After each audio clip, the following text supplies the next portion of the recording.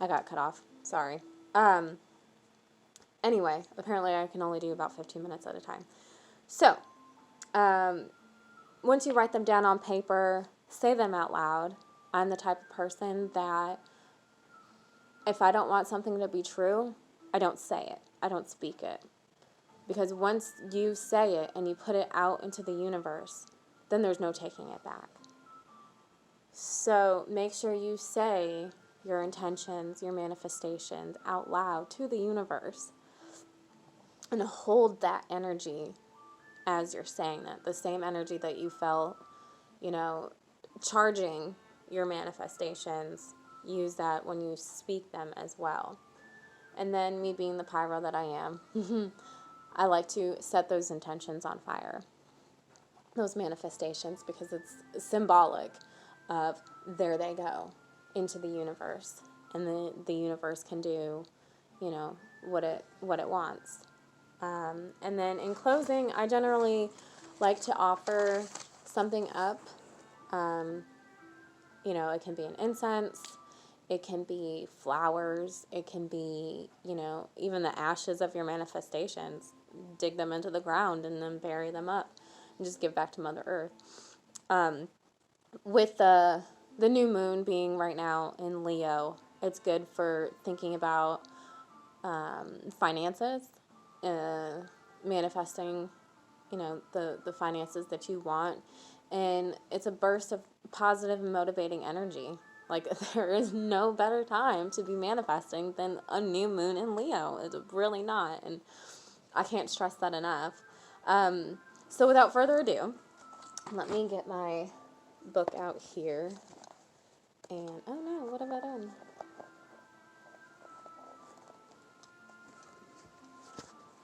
This is my spell book.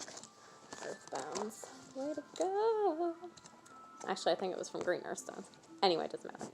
So, the materials that you're going to need for this is a candle, some sage, paints, pens, pencils, markers, anything to draw creatively, write creatively, and a paper cut into 3 squares. So I've got my papers, I've got my colorful pens here.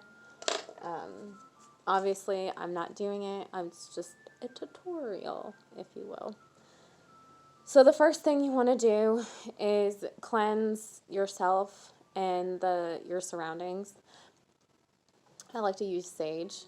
You can use Palo Santo, you can use sage incense, you can use a cleansing spray, which Telemagicks has been working on. Sorry, I got an itch. And as you cleanse, first of all, make sure you have a window or a door open to release all that denser negative energy out. Because if it doesn't have a place to exit, it will constantly just keep circulating. And you don't want that. The energy, when it keeps circulating like that, it gets heavier and heavier and heavier and heavier until somebody breaks. And that is never a good thing. So as you're cleansing, you want to recite, "My body is my temple. My heart is full of peace. My mind is clear and open. I am ready to release. I release all that is heavy. I release all that weighs down on my soul. I let it go. I let it go. I let it go. I am restored and I am whole. My energy does flow. I am in my power. I am in my strength. And from this place, I hold the light for myself and the world. Thank you. Thank you. Thank you." Then the next step is to meditate. And while you're meditating, you can, use a guided meditation of some sort. That's fine, or any music, really. You want to really focus on cleansing your aura, your field around you, your energy field, and recharging it, right? So for me, I sit there and I just envision just this white light starting from within and working its way out, okay? Then the third step is going to be to light the candle and think of three things. Three. So much to be. Three things that you want to manifest or create, or, wishes, if that's what you want to call them. And then you're going to take the first square, right? And you're going to start to draw a sigil. And if you don't know what sigils are, basically it's a spell in a drawing, an intention in a drawing. It doesn't have to be anything specific. It's literally, I just let my hand guide with my gut.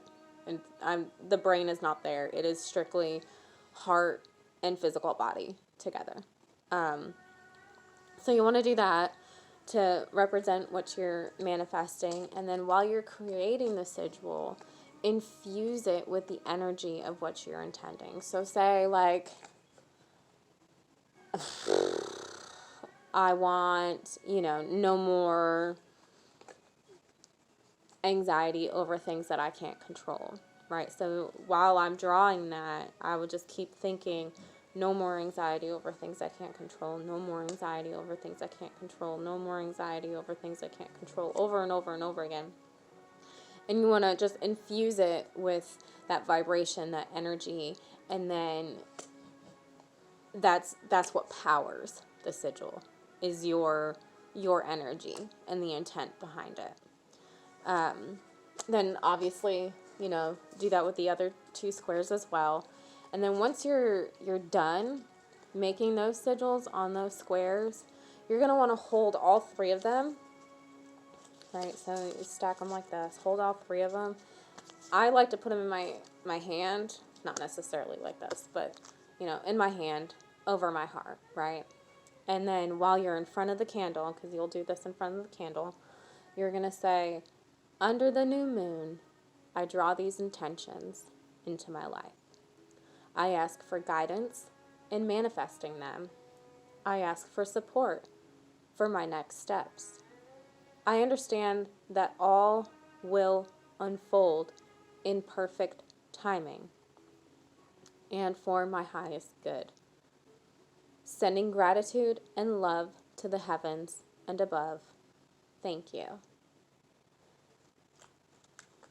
Then you can place the sigils like on your altar, in front of your door, any place that you're going to be constantly looking at to remember it, because that's what really is manifesting, is you're using positive energy to create something essentially out of nowhere. So what you give out, you get back. Karma, right? But with manifesting, it's a little bit different. Law of attraction, I guess, not karma. Karma's something different. Sorry, guys. But yeah, so that's going to be it for that. And once you're done, once they have manifested, say, for the whole month I didn't have anxiety over something that I can control, right? So that is my manifestation coming to fruition.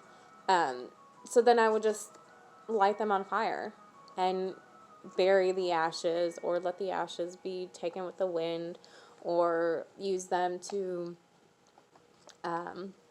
make black salt, because you can use ashes to make black salt. But yeah, that's kind of all I have right now.